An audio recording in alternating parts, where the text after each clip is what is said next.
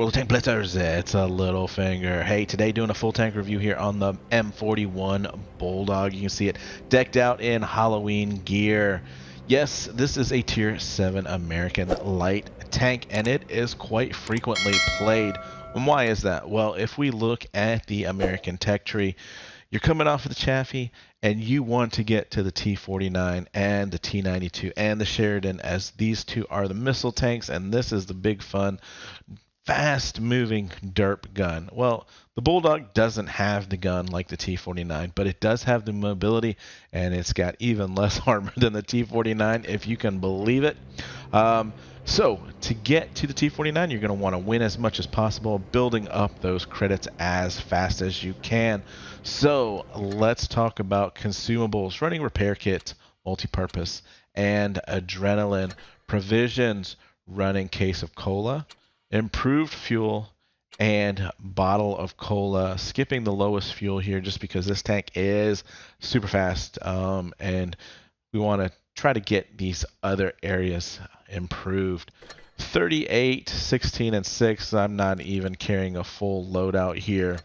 You know, you're never going to run out of 38 shells on this tank. You do need a little bit of heat for those tier 8 heavies. And there might be an occasional time or two where you can use that 36 to 40 mil of pen and get the rears of some really weak tanks. But apart from that, don't need too much HE. So I am running calibrated shells, defense system, improved optics, enhanced gun laying drive, the improved assembly, engine accelerator, vertical stabilizers. All right, guys, here's blitzstars.com. I've got two Bulldogs pulled up. The different gun here is same 76 millimeter, but this is the auto loader. So it's got 3 shots, 2 seconds between each shot with a 9-second reload. And you can see the big difference here is your drop in damage per minute. But when we compare it to the other light tanks at the tier, even this 2200 sits above most of those tanks. So it's outside of its 145 mil of pen, it's still a gun that you can run with. But I prefer the 2650 damage per minute single shot with 155 mil of pen. You can see we've got some really nice shell velocities there at 1219. The weapon handling is really nice on this tank. 1.9 and 0.308 dispersion, 10 degrees of gun depression, these are the reasons that I prefer this gun over the auto loader. All right, moving on to movement and mobility. You'll see we've got 72 kilometers per hour. This thing just flies. And as a light tank, your job is to spot, and that is what this tank can do. The camo rating is not the best, but it's certainly serviceable compared to the other tanks in the tier. Credit coefficient 95% is not too bad. So you can definitely make money in this tank.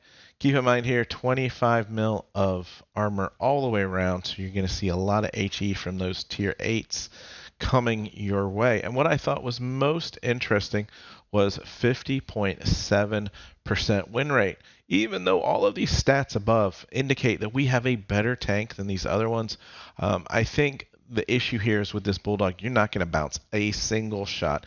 It just doesn't happen. And with its speed, you get yourself into trouble. So to play this tank well, you really have to rely on your mini-map and make sure that you can get yourself out of trouble before it's too late. All right, guys, here we are on Fort Despair, and this is going to be a very short clip, very short game for me. But I want to use it as a warning to you, especially about big tanks like the SU-152 with the big derp guns. As a light tank, your job is to spot, and so that is the double-edged sword of this tank. How aggressively you spot versus getting yourself into and out of trouble. And I think that's the key there, is making sure that whatever you do, you've always given yourself a way out. Sitting on top of the hill here, if I get tracked, I'm in a lot of trouble if I've got multiple guns on me. But at this point in time, you know, I've got the M4 who's kind of in the middle of the map, and they're capping C, so I'm thinking, all right, I didn't spot anyone my first time up, so they've all gone to the heavy side. And this is when I see the Tankenstein, 900 damage, and yes, we're taken out just like that. So I want to use that as a warning to you guys. I mean, I don't think we would have won this game either way because, as you can see, we've got AFK and 2 heavies parked at the back of this map. Alright, so I'm going to use this battle here as a better example of getting yourself into trouble, out of trouble, and still being effective. So we're going to push D. We're going to push D pretty hard. We each have 3 heavy tanks. And again, it's this matter of being patient with the spotting and knowing when to push, when not to push. Really, there's not a lot to talk about with angling or with armor or anything with this tank. It's really about your map awareness. And as you can see, what I should have noticed from this is that we have a guy that at A, and he hasn't spotted anybody. So I need to come around this corner carefully and not into 3 guns. Luckily that SU-100 misses. We can use our speed here to climb up the hill. I should not have backed down and taken that second shot and given the Panther time to get around and shoot me. And as you can see, we take another big shot. We're left with 68 hit points. So that means we got to get out of this. We've got to relocate and find a much safer position. And now my advantage in this tank is almost all gone. As you can see, it does have wonderful mobility, and being able to now get to the back of the map and put a few shots in on those tanks that have pushed hard now in my absence, leaving my teammates to die, unfortunately. And nothing else we can do there. And this T-23E3 is, you know, an event player, shows up on event days and takes up space. But anyway, thankfully he stays in the back of the map and stays alive. We'll be positive about him back there. Tiger P, look at that. We're bouncing shots. We've gotten spotted now, so we've got to get to cover. And getting myself in the furthest position away from the enemy is the best way that I know how to do that. And then we'll just be a little bit of a pest with our little pew-pew gun that we have, looking for targets without getting spotted, as these guys are in the middle of the map. Just waiting for one of them to make a mistake, and they're just not going to pull around the building. So let's take a look here at C. They're pushing C, and we can take some shots here. And now we've gotten ourselves into a position where we can support the team. So again, the problem here was pushing way too hard, too early, and not using our mini-map there to realize that, hey, that guy's all the way at A, that he hasn't spotted anybody, so they must be close to me, right? But thankfully, you know, we've put ourselves now into a position where I feel pretty secure that I'm not going to get spotted. The accuracy on the gun is going to let me down a little bit, but now this T-71 is out of position. We'll drop adrenaline, put a good 3 or 4 shots into him before he gets into cover.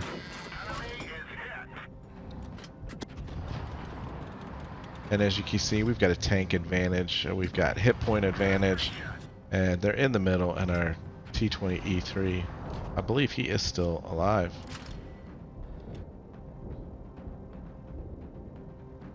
One last shot there into the SU, And, you know, while not an exciting game from a gameplay perspective, we did our job. We spotted.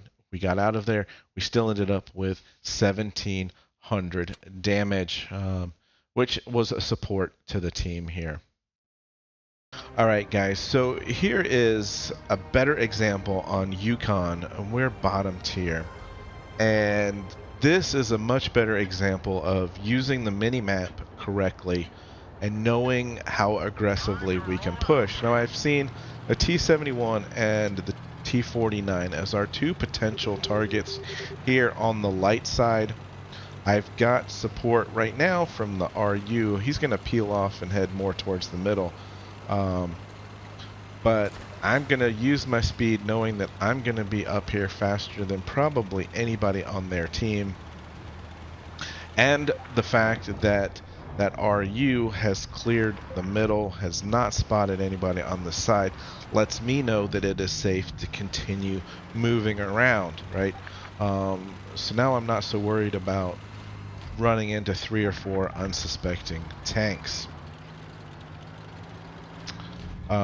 So looking at the minimap again, we can see they're all around the backside of the cap. We've pretty much circled them for the most part, and so we're going to use our speed and hopefully get some shots in on the backsides of the tanks, and that's what we like with this. Because obviously the penetration numbers are not great for tier 8. We have now got their attention. JP has turned to us, the T34, we've got the T29, they're all coming our way, and that allows us to use the mobility to its greatest extent, having distracted the enemy. There's no way they're going to catch up to us, and we've hopefully taken their guns out of the battle for a few seconds, if not a minute or so, as they try to catch up.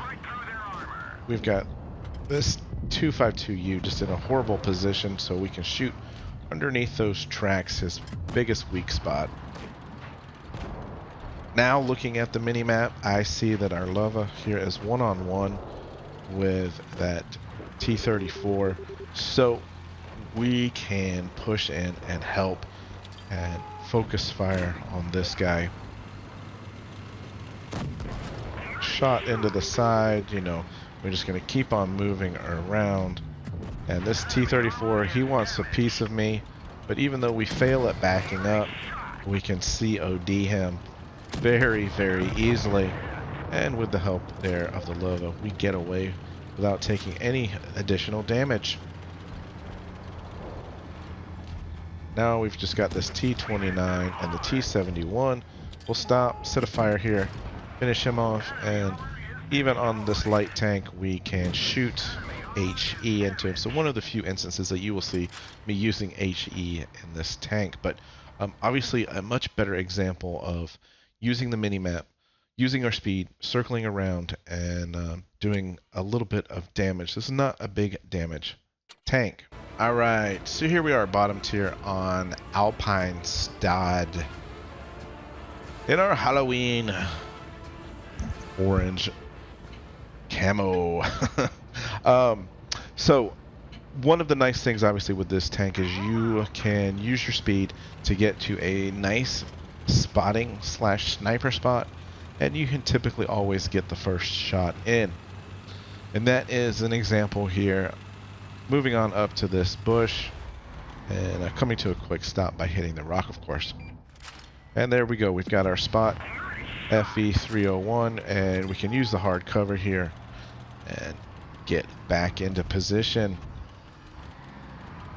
So we've spotted 2 up already, and we've got a little bit of help behind me there.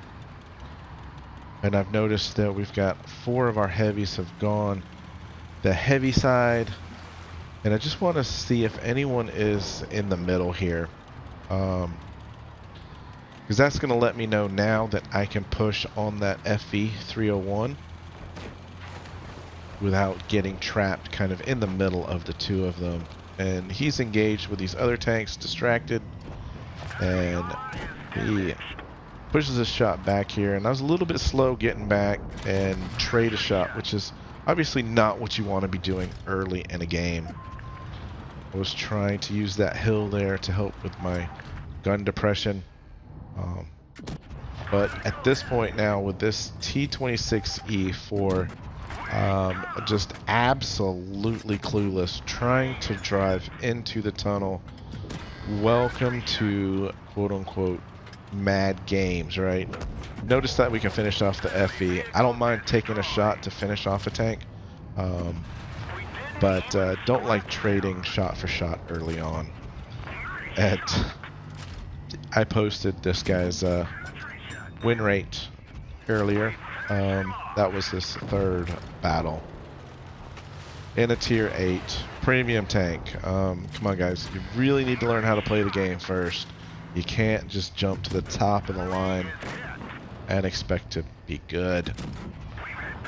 Tracking the Chimera to help the AMX when we'll reload faster than him and get kill number 3 there. So as you can see, if you can get this tank into a position where you can use this really fast reload, you can do some good damage. But this is where it starts to fall apart when you start seeing these heavy tanks at tier 8. Just the pen accuracy is not as good as you would want or need. And we'll even switch over to heat here, and it's just almost so difficult to pen from this distance. But this was a good team, and they finished everyone off very quickly, and so we end up here with just over 2,000 damage. That was good for level 1 mastery. So as you can see, putting that gun into play, we got 15 shots to go in. We did bounce quite a few, some that I didn't even think should have bounced. Only 2 spots there, but still a decent game overall. Alright guys, so as we said, this tank is all about using the mini-map and knowing when to push, when not to, getting yourself into and out of trouble, and not getting wrecked early. So, I hope you guys are having fun out there. That's the name of the game. And remember, get educated, not fingered. Littlefinger, out.